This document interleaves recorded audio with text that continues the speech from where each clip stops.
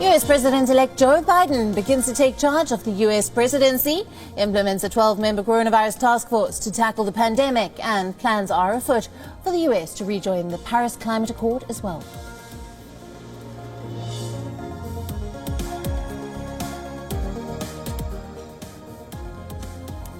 Meanwhile, Donald Trump refuses to admit defeat and tries to sow doubt about the election results.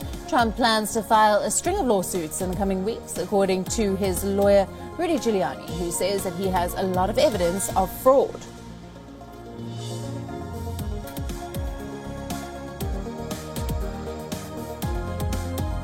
China is among a handful of major countries, including Russia and Mexico, that has not congratulated President-elect Joe Biden just yet. Both the Communist Party leadership as well as the Kremlin are waiting for the official results to be finalized.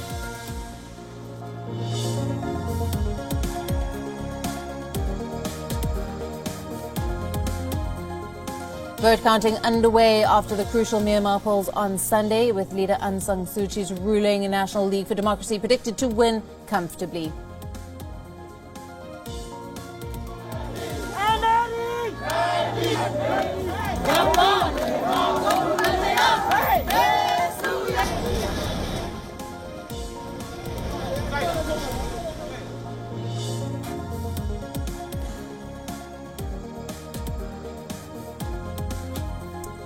Political rift deepens further in Nepal's ruling party. Prime Minister KP Sharma Ali refuses to convene a party meeting, which is being insisted by the party chairman Pushpa Kamal Dahal.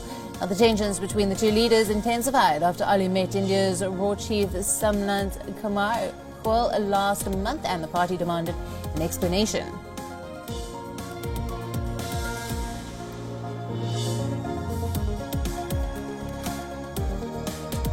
Even though hailed globally for its handling of the coronavirus, Taiwan is yet to receive an invite to a key WHO meeting this week focusing on the COVID-19 pandemic. This, according to Taiwan, is due to obstruction from China.